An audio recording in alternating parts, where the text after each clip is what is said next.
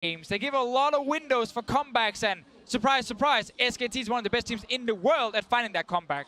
If SKT is given an opportunity, you had best believe they are going to jump on it and make their opponents regret the decisions that led to that happening. You cannot allow those moments like what you were talking about with Scout being caught out by something like a Cho'Gath Q, having both the Lucian dash and the flash available to go. That's just not going to fly here. And even if you've been watching LCK, SKT looking scarier. Peanut able to once again get a good performance last time out. Huni reintegrated back on the tanks, the Maokai that was working for him into MSI and in the spring season. He's playing towards the meta. The team looks confident as a 5. Will we see Blank before the best of 5 stage? I'm betting no, just because Peanut can throw teams off with their aggression with his aggression in the early game, and Blank is there for the adaptation. So we're already ready to get started. And the crowd is ready to get started too. You can see all the signs in the audience, the support for EDG. They really want to bring home a win for that crowd here, but they'll have to get through SKT to do it. Let's see how they go about constructing this draft. Galio and Rise banned out by Edward Gaming. SK Telecom T1 going to respond with Kalista and Sejuani being removed from the pool. And we're seeing this Rise in the mid lane become an S-tier champion here at the World Championship. So many teams are picking him up, taking him early as well. And of course, we've seen good uses of his ulti.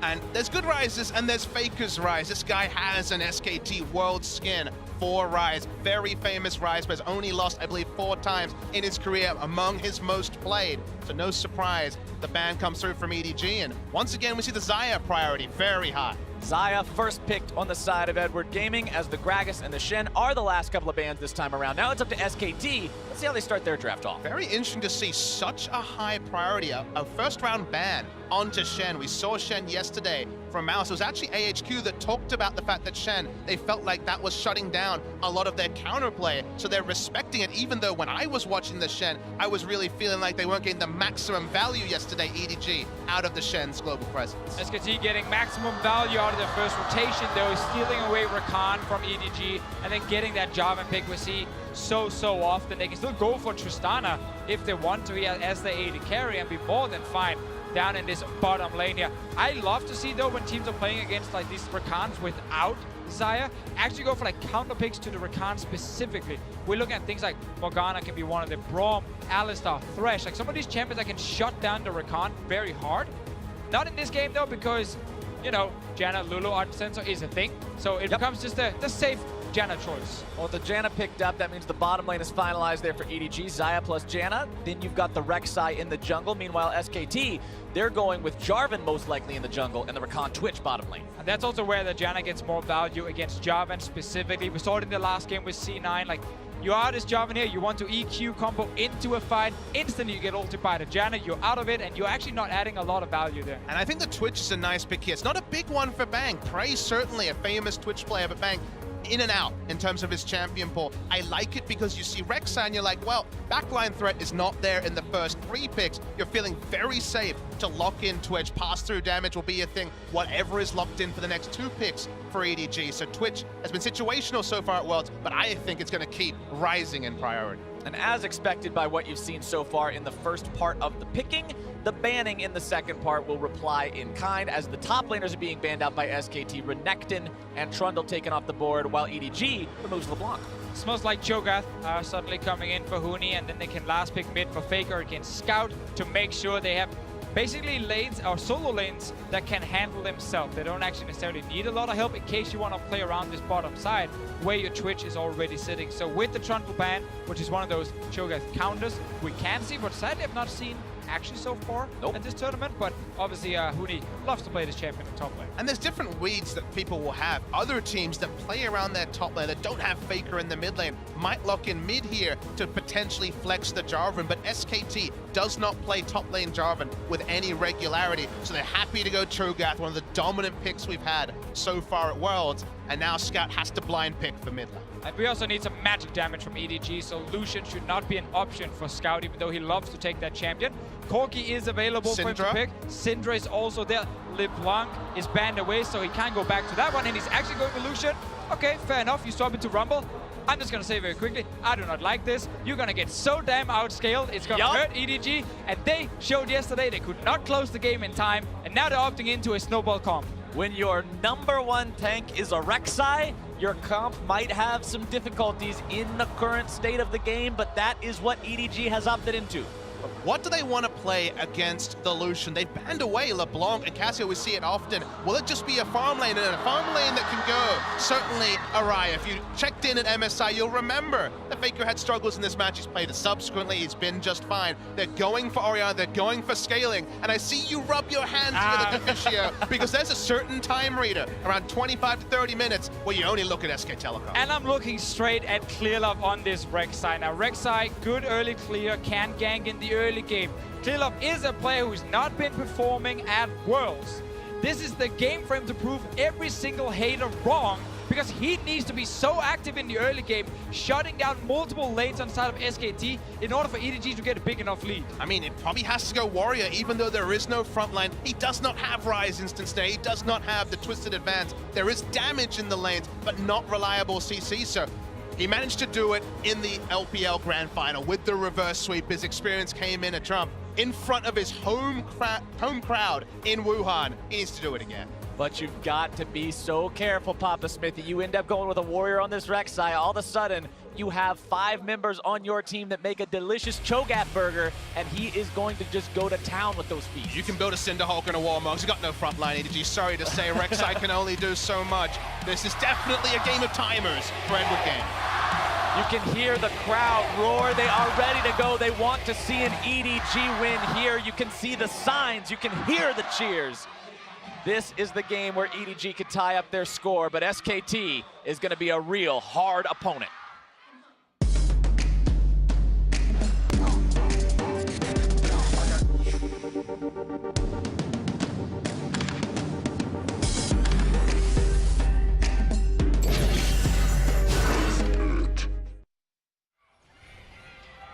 Loaded onto the Rift now for the final game of the day. EDG and SKT, we said it at the start, the two titans of their own regions going head-to-head. Again, the most famous matchup between these two, of course, MSI 2015, but now it's Worlds 2017. Let's see what they can do. And I want to talk very quickly about the Rumble and the Lucian, the very last rotation here for EDG in the draft.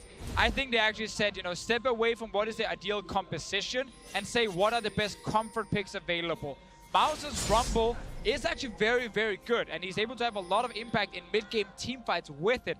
And as we said in champs like Scouts, Lucian, it is one of the go-to blind picks for him. So they simply said, we could go Gnar here and just a normal AP mage in mid and actually have a better comp, in my opinion. But they're like, nope, go for comfort. That's how we beat SKT.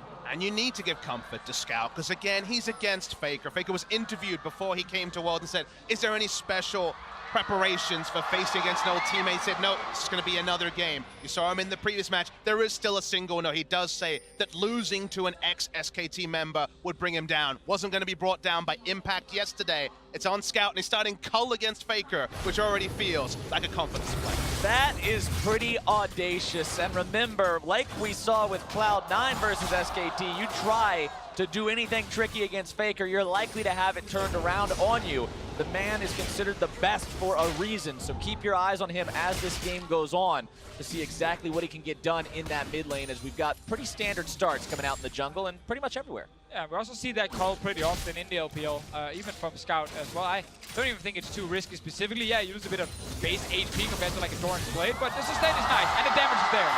Scout with some nice early trades against Faker. You mentioned how Faker has struggled historically in this matchup.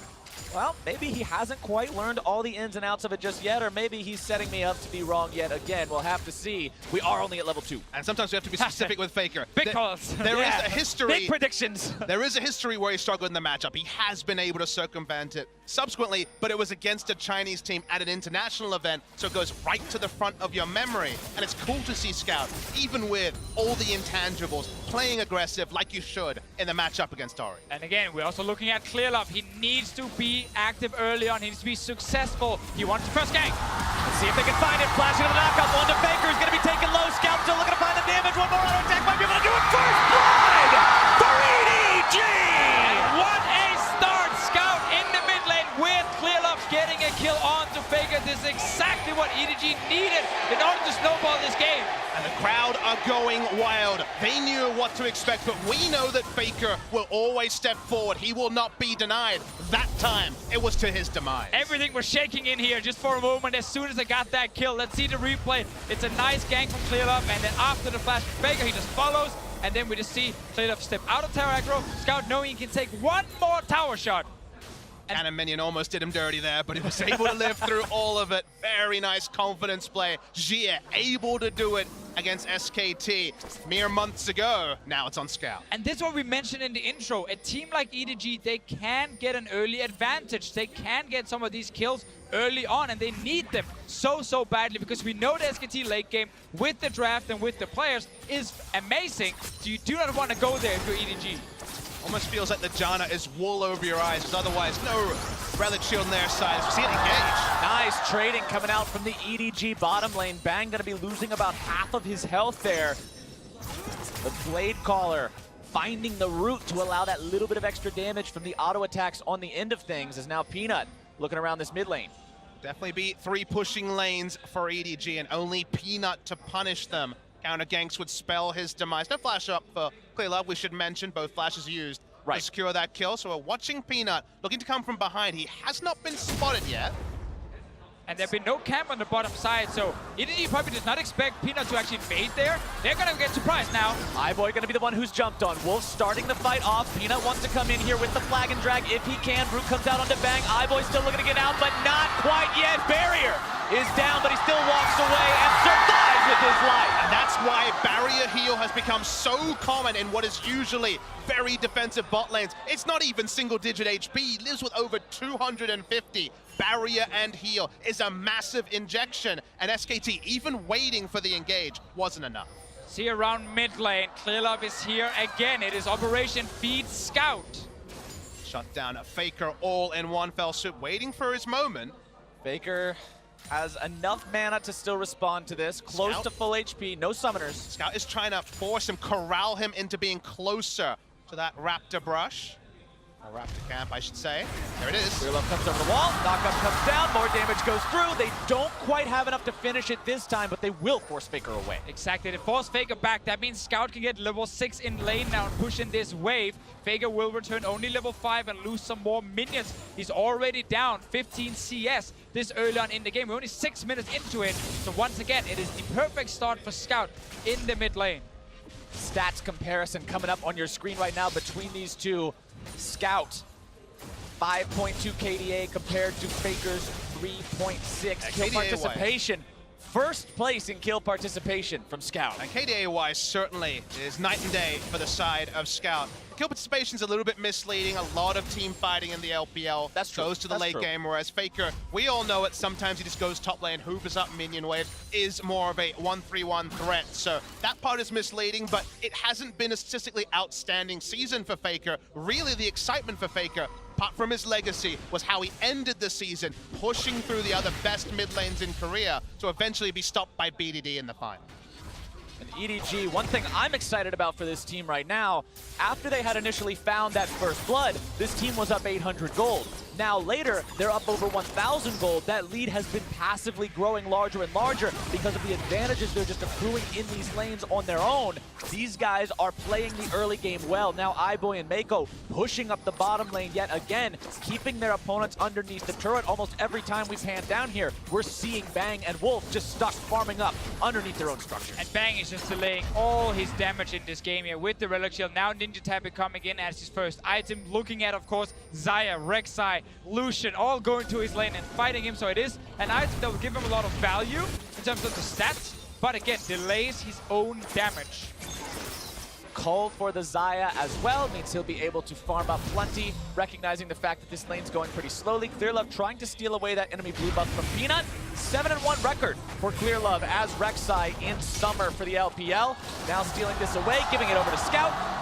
Exactly what they need. And it was fun because when clearlove, rejoined EDG here and started really finding success with these guys in the summer split once again. Rek'Sai was one of the champions he used very early on when almost no one else around the world was actually playing Rek'Sai. But it's such a signature pick for him because he's not the kind of jungler who wants the big flashy mechanical plays. He needs some consistency, some steady champions. And Rek'Sai, it is so consistent what you can do with these games. TP coming in from Mouse. EDG wants to make the play onto the SKT bottom lane. Heal going to be used. Wolf escaping for now. EDG commits a lot to this. They've got 5 men bottom lane, but they can't find any kills. Summoner spells expended by the SKT support. Gets him out safely. They want to stick the landing and actually take the turret here. Otherwise, it's going to be obviously a big misfire for them. They should have communicated to Mouse there was no summon. There was summoners up, sorry. The side of SKT, so not able to push them down. And Wolf and Bang feel confident enough to return. The turret is close, but it's not down yet. Iboy going to return some fire now onto Bang & Wolf. Gets the blade collar, but only with a single blade. A Scout going in onto Faker, going to be Shockwave, but the culling still comes out. The heal's going to be popped. Faker trying to get himself away from this and does do so. Scout not afraid to play aggressive at all now. He knows he's going to win that 1v1, and it's a position he's often in the OPL where he can play so aggressive in the lane. Scout is the kind of player who loves to invade into the enemy jungle and find someone to just skirmish him. He often doesn't really care about the vision or where the enemy team might be. If he can find one guy to duel, he's going for it. Yeah, his first thought is to fight, and in a game like this, where that needs to be their game plan, they need to keep snowballing. It's not the worst sort of weapon to have on your team. Clearlove, like you say, with the reliable ganker and plenty of follow-up damage from Scout to follow that. Clearlove pathing around bot side. The earlier they can take this turret, the quicker they can start rotating and playing around Rumble's earlier power spikes. But Huni in all this madness has farmed up. Exactly. And Cho'Gath, we know, will be the monster in the late game, and it's not the same for Rumble. After things like the Locket was used all the time, Redemption came into the game as well, and people started getting a lot of access to very easy shields. Things like Rumble had a harder time being super valuable in the late game, because when you lay down that big ulti, which is your main thing you're bringing to the team, and you just see a Redemption and a Locket coming in saying, well, that damage is kind of gone, Rumble loses a bit of value there. Scout going in yet again onto Faker, this time not having the best of trades, only pretty much breaking even, but a nice shield from Mako to help make sure he's fine against the retaliatory damage there. It's actually really big for SKT to be able to steal away the blue buff to balance what EDG was able to do stealing their blue. Notice that Faker went for a respectful Seeker's arm guard first. His mana costs were going to be an issue, so picking up the blue allows him to just passively wave clear and not actually lose turret HP if he was denied that pickup. Clearlove looking around here again, seeing if maybe there's any opportunities for anything. He does have the Cinder Hulk completed. I want to go ahead and bring that up because we were talking about the jungle item differences earlier. He is going to be that main tank for the team. He knows it, and he's got to get as tanky as he can. And I think you should focus on what it brings him early. It lets him turret dive with the HP. It's much more about what he can do in terms of how aggressive he can gank rather than what he can do in the late game with Cinder Hulk. Iboy and EDG taking down that first turret there in the bottom lane. Scout looking for Faker yet again. Popping the Bilge Water Cutlass, flashing away from the Shockwave. Might still be looking to find some more here. The culling coming out as Peanut now going to be taking the brunt of it. The ulti, but the charm and the counterattack is down. Clearlove's forced to flash away, and EDG will not find success this time. Fancy moves right there from Scout, and I gotta say, I'm not a fan of Faker even taking that fight in the first place. He's going with this build that's very, very slow, and he actually just baited in his own jungler and support to come and help him. If you're Faker, you just want to wave clear. Never try and 1v1 the Lucian this early in the game. I mean, he had first roam from his support, so I think he just saw blood in his eyes. That time, it was never going to be there. Like you say, the items weren't there to complement it, but we saw Iboy and Mako sticking together. Wolf made the first roam, spared any blushes, but still, the CS lead exists for Scout. And now EDG gotta make a decision here. Do they want to go top and try and get another tower, or do they want to go bot lane, push out the lane, and secure Mountain Drake? It looks to be the call for more turrets. Simply saying we need the outer turrets gone, we need more gold, so Scout can become a split pusher. And the immediate gold is really what I take away from your point there. Rumble wants to get the first item, wants to get his power spikes going with the Liandry's. The Mountain Drake really represents a later game win condition they're not looking for at all. So making this rotation compared to, say, Reckless, for example, returning to bot lane, is just different priorities for the side of EDG. And I really like going for the tower. Sure. Because again, Mountain Drake, while it is nice for you when you're going to kill objectives later, you need gold because you want to be an item ahead of SKT. So when they're trying to fight back, when Baron spawns, you just win that fight straight up by being so far ahead. 1300 gold is the tune to how Faker's down in the mid lane, so at least that's working out. But you can see the counterpoint is that Cho'Gath has largely been unheralded. And now the SKT rotation to respond to EDGs, putting the bottom laners into the top side now that that first turret has fallen. But Ivoy and Mako don't seem to be halting any sort of the aggro that we've seen earlier. Ardent Sensors both up and running now for these supports. As mid lane, they call down the equalizer onto Faker. The burst is there. Who cares about the shockwave? Another kill onto SKT's mid laner. Scout going to be taken low, but not down just yet. The culling comes out. Peanut is forced back as Huni has to run away as well. Into the back line goes Clearlove. Peanut is down. Huni now barely going to be kept alive. Feathers fly. Scout goes They're doing it. free. They're getting so far ahead now around this mid lane. Vega went down early. Huni was not in range to feast the Lucian. And then suddenly, the rest of EDG just tower dive. They're not going to stop either. They're going to keep pushing. Twitch stayed in the top lane. Everyone from EDG were going to commit to the turret dive. Faker did not have flash. The Feast was not even able to get a trade kill for Huni. And the mid lane is in complete shatters for SKT. This is not what people were expecting from this game. You never head into an SKT game expecting Faker to be the one who is constantly collapsed and just taken down. We commented on how Cloud9 tried this and failed. EDG is doing it with spectacular results, but now they've got to be worried about their own top laner as the reinforcements arrive. Faker keeping himself alive with that shockwave. Mouth's going to be taken very low, but Huni is rooted up, locked down, and punches a one-way ticket back to the spawn platform. Huni just got denied again. He's so close to being able to feast someone for the kill, but then the CZ comes in. I love this play here. No flash on Faker. Instantly Mouse committing everything to take him down. And now Huni gets enough damage to actually kill the Lucian, but at the very end, the knock-up from Clearlove prevents the feast from the Cho'Gath, and now we get the tower dive. And the tower dive here, we talked about what can you do when you have a Rek'Sai this early with Cinderhawk. Dive turrets aplenty. Wolf tried to spare the blushes. Twitch was never going to get there. EDG, you said in the draft division, I don't like it. And based on what we saw yesterday, you were vindicated. Everyone was right there. All the armchairs were there, right there with you saying, don't like it either. That's not the EDG I saw. They can't close from the early to mid game. They haven't closed yet, but their understanding of how aggressive they needed to play is really heartening to see. They've done everything right here in the early game, and I just want to give so much credit also to Clearlove, the man who's been criticized so often for his performance on the international stage. One of the best players of all time, if not the best player of all time in the LPL, is now showing up here in the early game on this Rex. I've been involved in almost every single kill. It's been around the mid lane. Scout was picking up basically all the gold, and that is perfect for EDG. And Clearlove playing here in his hometown of Wuhan. The man is from this place. That's part of the reason why the crowd is so insane for EDG. He is doing them a wonderful service right now, having an awesome game on this Rek'Sai. The 1-0-3, part of all but one of the kills. The only man doing better than him is, of course, Scout, with full kill participation on this Lucian. So let's take a deep breath. EDG, massive driver's seat in this particular game. But what do they need to do next is the question. And honestly, pushing Vision into both the top and bot side, the blue and red side of SKT, is what we need to see EDG doing. Too often in the LPL, you can see them make aggressive plays when they feel like they're ahead. Certainly ahead, 5,000 gold, but that gold lead could start to get smaller. It gets less relevant as the game goes on. So continuing to snowball with smart vision is what I want to see from EDG. And it's interesting they're actually keeping Scout in the mid lane for now. He's far and away the strongest member on the team, and normally you want to put him in the side lane, but they're saying we can take the tower with just a Xayah and then secure Rift Herald.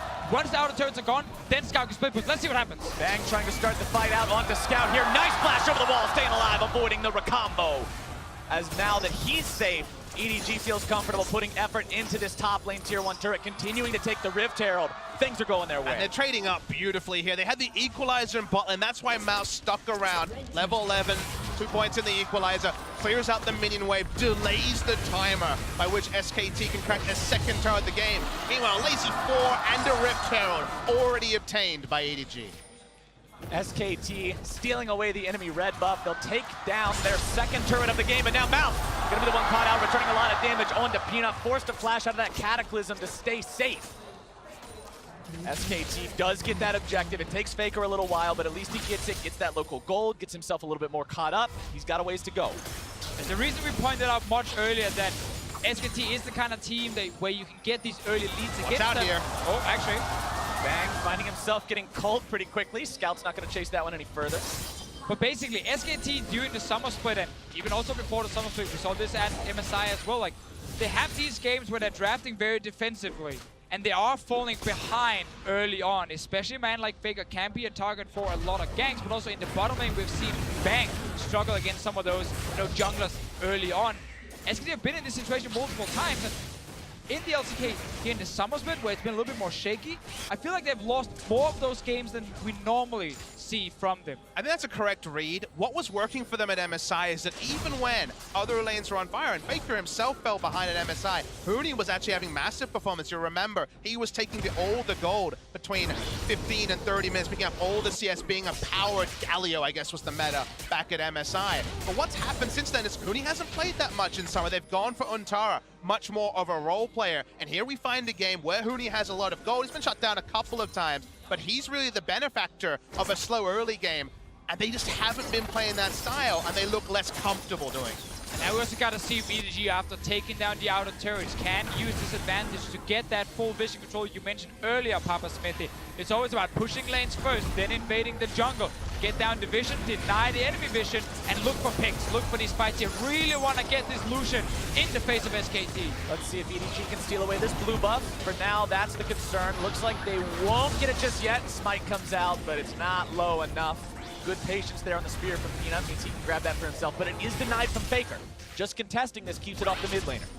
Another Mountain Drake spawning as well in a few minutes. So EDG will have a lot of tools to rushing down a Baron, which is a good thing for EDG, because yesterday they spent so much time setting up control wards and then never starting the Baron itself. Never feeling like they could just take it down fast enough, and it bought so much time for AHQ. This game, with a Fed Lucian, with double Mountain Drake potentially coming for them, then you can start that Baron and take it down very quickly. And you talked about this same principle last game, Deficio, when we saw Cloud9 take the early Baron, how useful it is for these teams that want to win quickly to be able to secure that and snowball that lead and take enough control of the map that their opponents don't feel safe or comfortable going for that scale. And an interesting stat, actually, in summer season, it hasn't been the big comebacks for SKT. At 20 minutes, the biggest gold lead they've overturned is 4.5k. We're looking at a game where that's already been eclipsed. So SKT need to find new favor, need to show they've worked on reintegrating Huni in the 6 weeks or so since the LCK final, because that has not really been their recent experience, even though they've lost a lot of games. Exactly. And if you look at that draft, right, they have two big tanks in the front with Cho'Gath and Jarvan that won't just die instantly to the AD carries of EDG. You would then have two carries that actually have the ability to reach the back line. You got the ball being moved in and the shockwave from Faker. You got, of course, the ulti from Bang.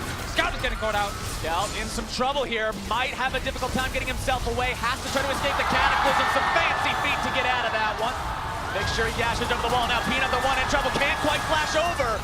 Nearly getting himself killed. Equalizer comes down and takes him out. Mouse grabbing the kill. And they're just trying to make engage where they don't have the damage. It's not a warrior Jar, but it's much squishier, and there could be more. Scout's not afraid. They try to go back in. Clear Love looking to grab the ulti, but a dive volume's got the damage. Faker drops again, and Clear Love takes him down. They keep finding team fights and they keep taking out SKT's 8-0 in kills. But it's even more than that, Deficio. They're being gifted team fights. They're being seeing SKT think they've got the chance, thinks they've got the moment to slow down the game. That moment is still not there for SKT. Yeah, that was the most classic Scout face check we see so often, where he suddenly gets surprised, but because he's so far ahead, he was actually able to just tank it up. And now the Baron is being started with the Ardent Center on the Janna, with the full team attack speed. That's the objective they need. And that is exactly what they needed. You just said right there. I don't know why I repeated that point, but I agree. It is what they need. Important point, damn it. It's really important. Scout, stop face check. We're seeing the replay here. They just didn't have the damage. Faker wasn't around to use the shockwave. That was the burst they needed to close the fight. And Peanut flashes for distance, very nice equalizer, burnt to a crisp, sitting on that.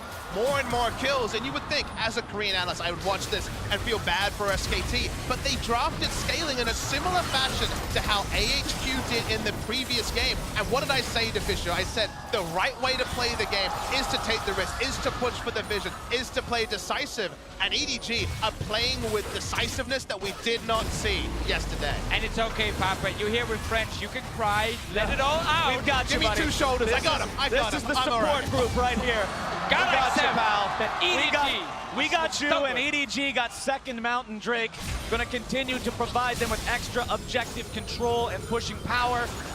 Now that they've got 2 under their belt and the third one spawning next, if they can retain control over the game the same way they have, they are on a wonderful path to being able to find the win and seal the deal here. And then you look at the side of SKT, they really don't have anything. They've still got a time to get to 3-4 items if you get to 40 minutes, but it doesn't look like 40 minutes is coming. EDG want to break the base with the first Baron buff. And Scout so far forward on that front line. He knows how strong he is. He's got his flash, he's got his dash. He learned his lesson yesterday about that Cho'Gath Q. He's not going to be caught out again. And you know how much this will mean. He's got 100% kill participation. The game played through his lane against the player he could never unsee on SK Telecom. EDG still looking to break this base open, not bothering with a 1-4 split. They've got 5 men strong. They've dropped down the equalizer. They drop Faker's health. They're about to take him down as soon as that Zonian fades away. iBoy grabs the kill. Mako taken incredibly low. The poison's still ticking, but it's not going to do enough. And inhibitor number 1 falls 24 minutes in. And these 2 comfort picks coming in from EDG in the last rotation have been so valuable for them with Lucian, with the Rumble. They said we need Scout on the Lucian mid, so we need AP top. Mouse is fantastic on the champion itself, and it actually allows them to run this snowball comp here, also due to, of course, clear off Rek'Sai. I mean, this sort of early to mid-game comp is not what we've seen win in this tournament. We've seen the games drag out, but EDG are with renewed vigor today. Ulting to clear off the minion wave. I thought, okay, just gonna get the inhibitor. They wanted more. Exactly, and as soon as they get the one, remember they can just take down the tower. And I just want to add on to the point you just made. We have not seen the snowball comps win a lot, especially not against Korean teams. We've seen multiple teams actually try it already here, day 1 and day 2. But SKT right now, they're looking in such a tough spot that it seems almost impossible for them to come back. They're down over 9,000 gold, 25 minutes into the game. You can see the amount of blue side wards down on the SKT side of the map, showing how far forward EDG want to play and want to push. They've got everyone hanging around this top side. They want the top lane tier 2. SKT will look to defend it, but it's going to be hard. Ulti traded back and forth there. Shockwave for that Xayah ult. But now can EDG force the push any further? Scout gonna have to dash backwards after getting caught out by the Rupture. SKT hold the line for now. I think SKT lose the perfect team, but they don't even have Infinity Edge on the Twitch yet. When they make their last stand, the items are not there. And it just feels like we're waiting for minions, waiting for cooldowns on the side of EDG. Because SKT, the cupboard's bare. Such a difficult situation for the LCK representatives to be in. We talked about how these 2 teams were titans from their region, how there's a history between them. And right now, EDG is looking to add one hell of a page to that history book. SKT still with 0 kills to their name. They lose their 6th turret, and it's EDG knocking on the top lane door. What a turnaround for EDG here. What a confidence booster as well. You lose to AHQ in that last team fight yesterday. A team you played against so many times and know so well. And then, of course, you face your old rivals in SKT again, and you actually win it. You know what the best thing is to Fisher? Do some quick math. If we do see EDG win this game, every team in this group is 1-1, and we are no closer to knowing who will get out. Everyone looks at SKT, gets the mind back to all their Worlds win, all their LCK wins, and fills in first spot. SKT were not undefeatable in summer season. Sure, they picked it up at the end, but they had that big phase where they couldn't work out a patch and just fell again and again and again. You can cast your eyes and see some important items finally inch towards Infinity Edge. Even the execution is calling to deny something like the Redemption, and also the Janna Monsoon is there, but it's still a deficit to the tune of 9.6k gold and SKT team fighting out of this would be another story, another development, because it's damn hard. And SKT just don't have the goals to get things like Redemption and Locker just yet, so this Rumble is really, really effective when he's landing the equalizer in the back line. Very little magic resistance or shielding to really save Faker or Bang. EDG continues the push. They've got one turret left standing outside of the SKT base. They're looking to take it down now. Scout backing himself up as he does get silenced. Shield onto him as he is playing the role of the front line this game. Both Baron and third Mountain Drake will be live in slightly over a minute. And when you're missing that clear front line, what you need to do is be able to run aggressively towards the enemy team. And that's where the Rumble can come down behind the tower and then set up the rest of EDG with Clearlove chasing at his To me, when I start to think of how could EDG lose a fight, it's not keeping tabs on Twitch and turret diving, being surprised by his damage. If they see Twitch, they'll know everything they need to potentially take down SKT. Waiting on that last big engage. If they win a fight here, the game is completely over. Culling comes out. Look at the base of SKT. It's being absolutely ravaged by these super minions. Nexus turret number 1 almost already down. EDG continuing the pressure here in the bottom lane. Scout says, I don't care about the minions. I just want to put damage into this thing. They see Orianna. They don't need to play as respectfully. They have control wards. If they wanted Rek'Sai around the left, it's around the right though. That's going to be a turret. It's time to pull the trigger. They do so. They grab the turret. Now they can move back to the Mountain Drake. Then they can set up for Baron Vision. The path is clear for EDG. They'll take down the Scuttle Crab in these last remaining moments, waiting for that Drake. They're getting a third Mountain Drake. They already got the first Baron. That was huge for them to actually get a bigger goal lead. They're saving the Drake for now. They got two already. Bang is hiding. He's coming. Bang looking to come in. Here comes your initiation. They're right through. Oh my God. Faker Shockwave will find them all. And SKT, with a hell of a response, will take down 4. They did it! They fought back from a 9,000 gold deficit and won a team fight against all expectations. Rumble could not get the perfect equalizer because in half a second, everyone's health bar exploded. One mistake, and a team like SKT will punish you and they will take it all. I have talked to multiple casters and analysts so far during Worlds leading up to Worlds, talking about SKT as a team, and when you watch SKT and they're down 10,000 gold, you can never count them out. Now consider EDG have no vision on the red side. Where is Twitch is what they should be asking. When they see Ori, they can probably guess, but this Wombo's out of this world. It all starts with that engage from Wolf on the Rakan, and Pinky picked up fairly late in the summer split, but had some very impactful performances on in the playoffs, using it here to start the fight, set up the shockwave from Faker, and of course, easy damage for Bang as well. And that's now a Baron to SKT. From 11,000 gold to 4,000 gold, SKT bounces back. And right now, EDG wish they'd just taken that third Drake, recalled, gone back to base, reset the entire map.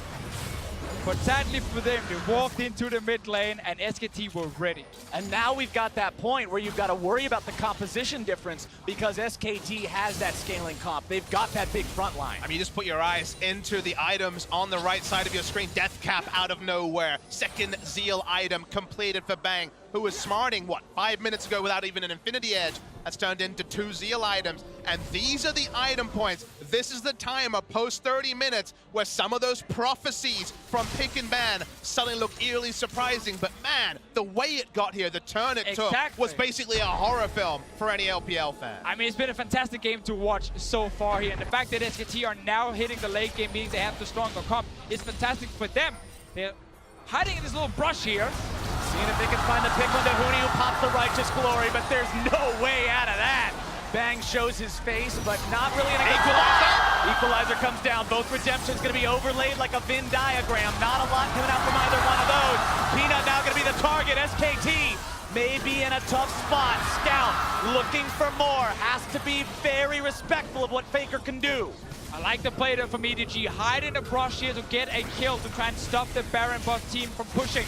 Bang still got ulti. 25 seconds on Huni with TP ready. But you see the pauses they have to take now. Suddenly, you can't face check the death cap Orianna. Suddenly, you are respecting the Twitch. So Relentless Aggression could have happened after a single pick before that fight. Now, respect is required. And you mentioned some of the offensive items before here, Papa Smithy, like death cap. I just want to go back to the Locket and the Redemption. They were not there before when EDG were snowballing. They are here now. So SKT are able to stop this Rumble from having the same impact in team fights, and no one is really dropping low when EDG are starting fights anymore. And that's kind of the scary thing, is Locket plus Redemption equals a sad Rumble. Unfortunately, even adding on items, that is just a natural counter that was added into the game a couple of months ago. So SKT maybe need to stay grouped. Maybe they can't rely on Huni and not have all those isolated deaths, but they are in with a fighting chance. And you also got to feel a little bit sorry for EDG and the triple Mountain Drake, because the value of these have now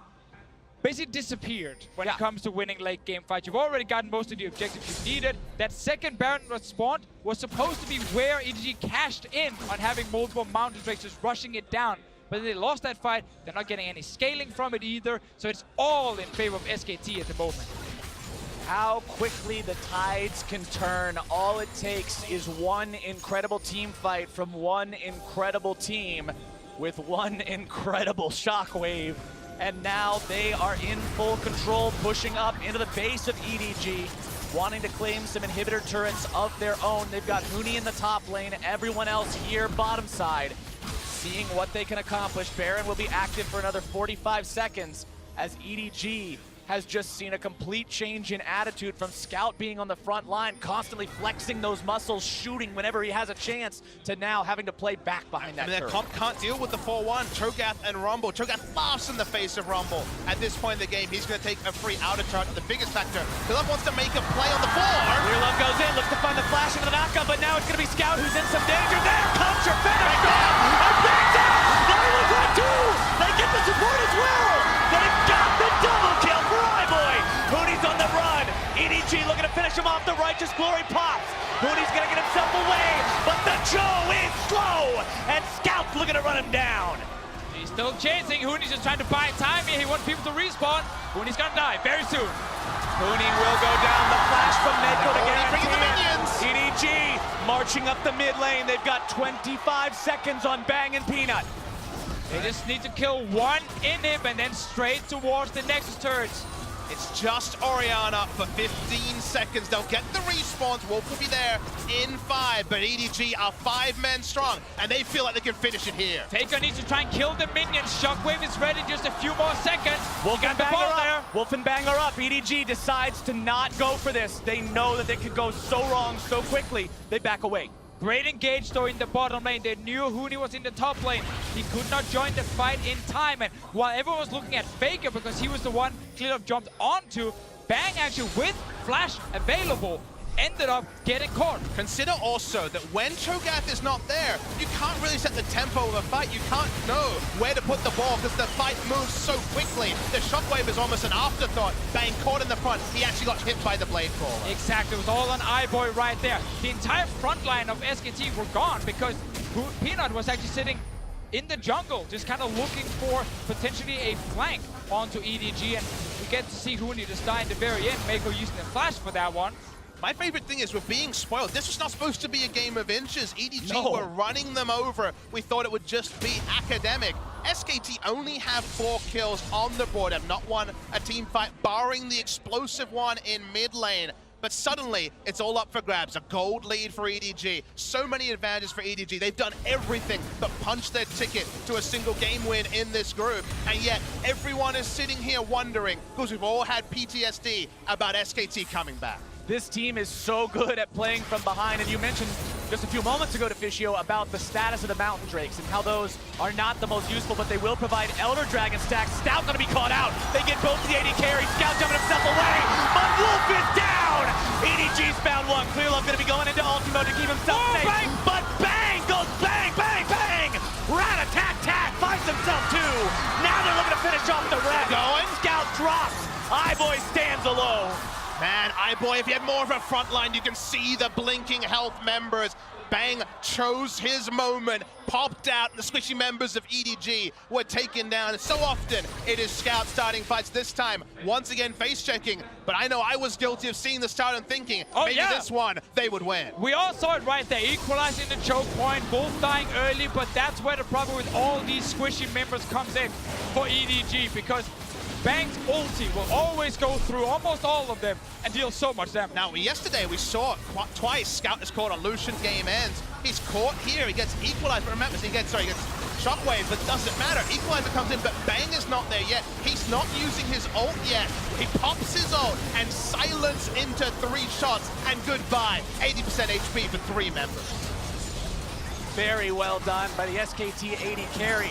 And now with Scout only just respawning, SKT goes to the Baron pit. They look to claim the objective. EDG has no way to contest. This is a double super buff SKT team.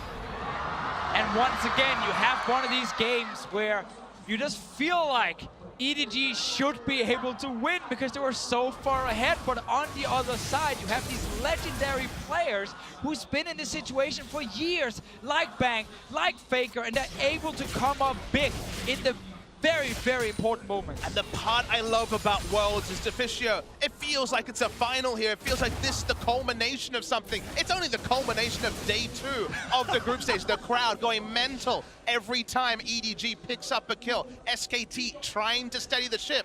It's steady to the tune of 100 gold, but we have to remember where we were in pick and ban. 100 gold at 38 minutes means that SKT's team comp is ripe for success. And you talk about the crowd going mental and the feeling of this whole game, but the arena is silent right now. The crowd is on a knife's edge waiting for the outcome of this game.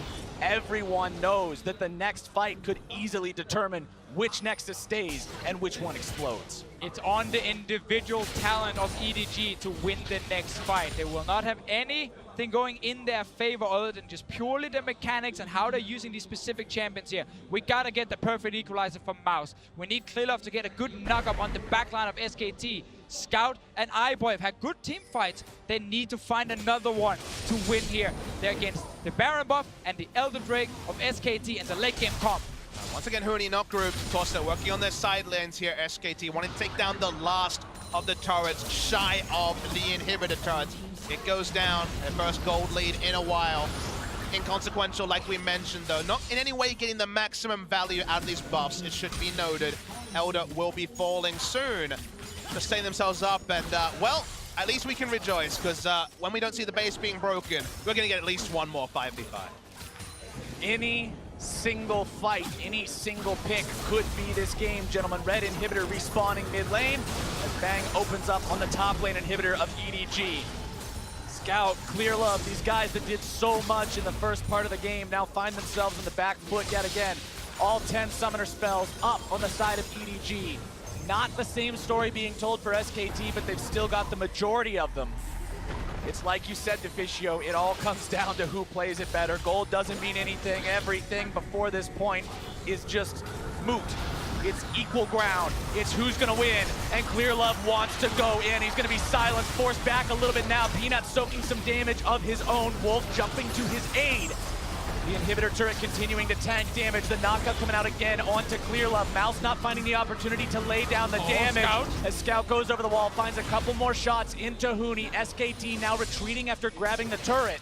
If Huni hadn't fallen low, they would want to stay here longer. Massive group minion wave pushing in bot lane. They prepped many, many moons ago. Huni will, with the war marks though, be able to, out of combat, get that health up. Bang, of course, does not want to ult to try to take down the inhibitor. It's still going to be a bit of a seesaw, but look at that minion wave in bot. Scout getting himself away from the rupture. The minion wave bottom is going to be an issue here soon. EDG holding on for now, but who will they send to deal with that minion wave, if anyone at all? Inhibitor taken very low. Bang still invisible, now shows himself. That means EDG knows exactly where everyone is, but it doesn't look like they're going to be going for the fight just yet. Culling comes out, but to no real effect. Faker going forward, wanting to find that shockwave, instead gets the ult for ult trade. SKT will start to move towards mid lane. That will relieve pressure. Humble will be able to clear out the minions in bot side. But they do lose their inhibitor. It was unfortunately a seesaw where there was only losing options for EDG outside of a miracle outplay on one side or the other. Again, we get one of those moments, or maybe not. Oh, Clear Love could be in some real danger. Has to flash away from the cataclysm of Peanut. SKT now looking to run these guys down. Can't quite do it. Clear Love's got the tunnel. And that one was very big for SKT because the main engage of EDG is Equalizer and then Clear Love flashing in, knocking up someone in SKT's back line. That is now gone. And just to be clear, that basically means they don't have initiation. That is about as situational as can be. The moment you're laying down the equalizer to slow people, you are losing massive value out of it. The early game plan where they were forcing SKT on their turn, initiation didn't matter.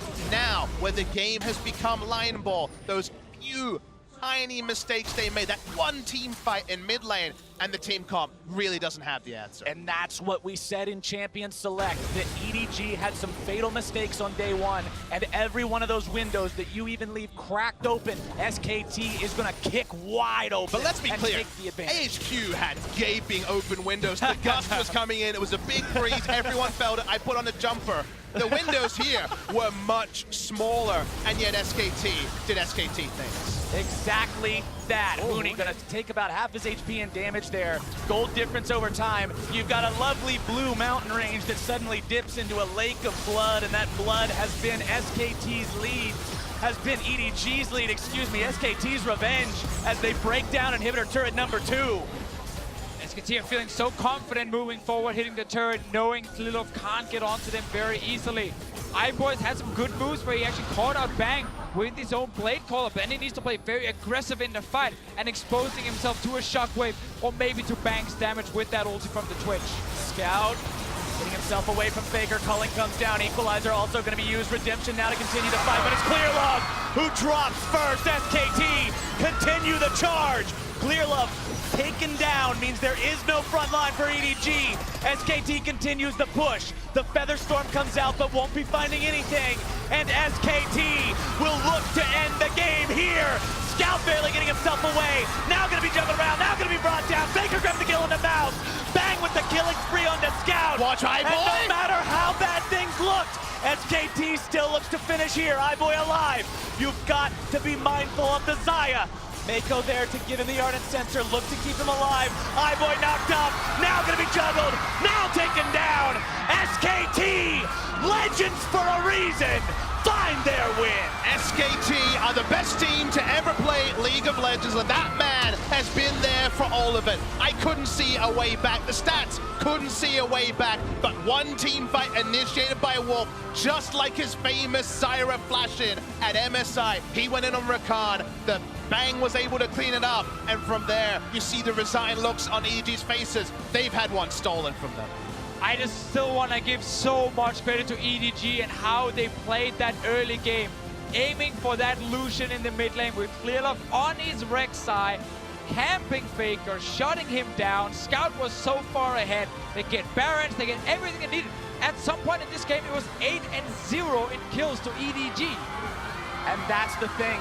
It's what you said, Papa Smithy. There weren't these giant gaping errors. There weren't these huge flaws. EDG played so well for so long, but you give SKT an inch and they will take miles. They were up in gold for 35 minutes, but guys, we talk often about honorable losses in League of Legends where a favorite comes in, an upstart team, or in this case, a team that was coming off a loss yesterday comes in and they want to take them down. But this is an honorable loss for EDG, but what does that count for when suddenly you're 0-2 in groups? You were so close but couldn't get over the line. You're still in a bit of a hole. EDG will still need to emerge. The Wuhan faithful rising for them was not enough, and sadly for EDG, they only come away with disappointment. These kind of losses sometimes suck the most. Yeah. If you get completely stumped, you kind of laugh at it and say, yeah, we weren't good enough, you move on. In a game like this, you're like, we had it. We were winning in Wuhan. We were beating them. We needed one more fight. And that fight went in favor of SKT, and that's the problem, of course, when you draft the early game comp. You lose that one big team fight, suddenly it swings the other way. It was a crazy comeback, but for more on SKT's magic moves, let's send it down to Dash and the analysts. Thank you very much, Captain Flowers. So let him take a breath as he loses his voice there at the end of the day. But SK Telecom, the greatest team in League of Legends history, orchestrate the largest comeback from a deficit at 25 minutes.